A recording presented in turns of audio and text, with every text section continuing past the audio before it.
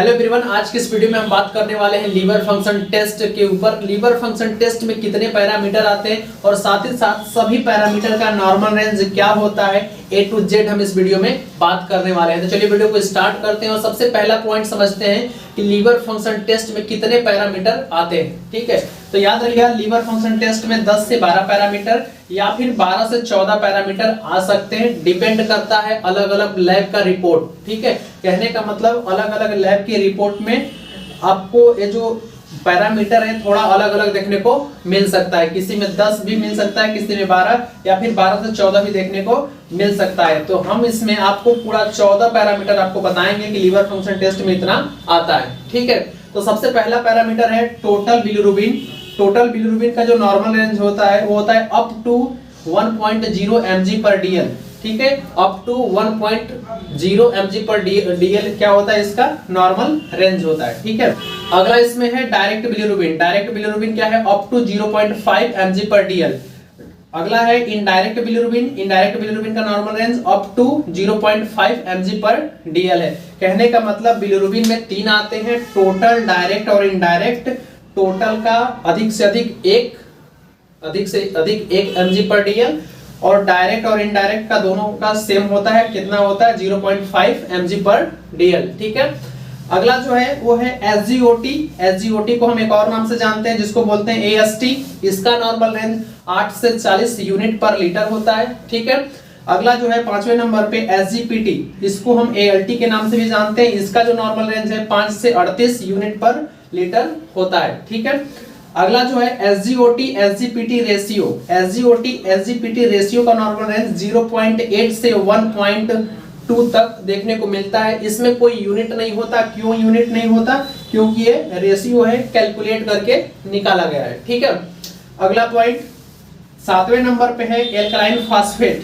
Alkaline phosphate का हमने कई सारा नॉर्मल रेंज लिखा है। सबसे पहला पॉइंट याद रखिएगा, मेल में 40 से 130 यूनिट पर लीटर होता है और फीमेल में 35 से 105 यूनिट पर लीटर होता है। कहीं कहीं मेल और फीमेल में दोनों में 20 से 90 यूनिट पर लीटर भी देखने को मिलता है। 20 से 90 यूनिट पर लीटर देखने को मिलता है किसी किसी रिपोर्ट के रेफरेंस रेंज जो दिया रहता है। ठीक है, इसके अलावा जो बच्चे होते हैं, बच्चों में ज्यादा देखने को मिलता है, एक अधिक से अधिक अप टू 350 यूनिट पर लीटर देखने को मिल सकता है। एक पॉइंट और याद रखिएगा, अगर कोई फीमेल प्रेग्नेंट है, प्रेगनेंसी केस में अधिक से अधिक 250 देखने को मिल सकता है, अप टू 250 यूनिट पर लीटर हो सकता है। ठीक है, अगला पॉइंट समझते हैं GGT के बारे में। इसका फुल फॉर्म होता है गामा ग्लूटामाइल ट्रांसफेरेज। इसका जो नॉर्मल रेंज होता है मेल में 10 से 50 यूनिट पर लीटर होता है और फीमेल में 7 से 32 यूनिट पर लीटर देखने को मिलता है। ठीक है, अगला है 5 न्यूक्लियोटाइडेज। 5 न्यूक्लियोटाइडेज का नॉर्मल रेंज जो होता है 3 से 15 यूनिट पर लीटर। 3 से 15 मतलब 3 से 15 यूनिट पर लीटर होता है। अगला जो है टोटल प्रोटीन। टोटल प्रोटीन का नॉर्मल रेंज याद रखिएगा 6 से 8 ग्राम पर DL। 6 से 8 ग्राम मतलब 6 to 8 ग्राम पर DL होता है। ठीक है, अगला है एल्बुमिन। एल्बुमिन का नॉर्मल रेंज जो होता है 3.5 से 5.0 ग्राम पर DL।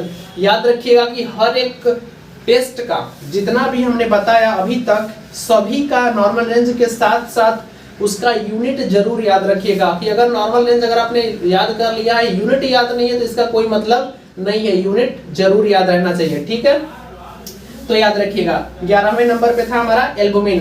12वें नंबर पे है ग्लोबुलिन। इसका नॉर्मल रेंज क्या होता है, 2.0 से 3.5 ग्राम पर DL देखने को मिलता है।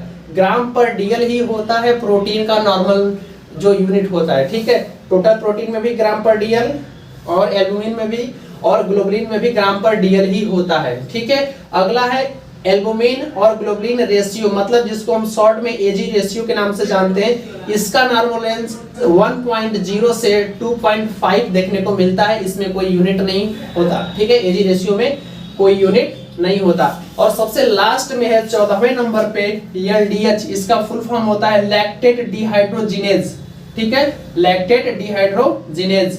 इसका नॉर्मल रेंज याद रखिएगा 140 से 280 यूनिट पर लीटर का होता है। तो फ्रेंड्स याद रखिएगा कि लीवर फंक्शन टेस्ट में 12 से 14 पैरामीटर आते हैं, 10 से 12 भी कहीं कहीं देखने को मिलते हैं।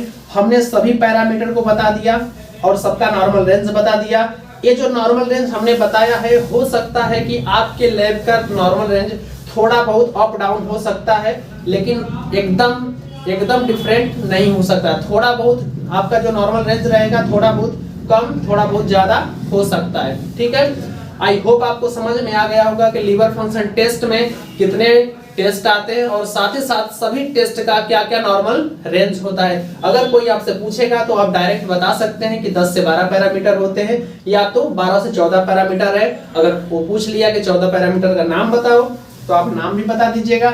अगर आपने अच्छे से वीडियो देखा है तो आप इसका नॉर्मल रेंज भी आराम से बता देंगे। ठीक है, आई होप आपको बहुत अच्छे से समझ में आया होगा, आपको बहुत ही हेल्पफुल लगा होगा। तो फ्रेंड्स हम फिर मिलते हैं किसी नेक्स्ट वीडियो में किसी इंटरेस्टिंग टॉपिक के साथ। तब तक के लिए जय हिंद।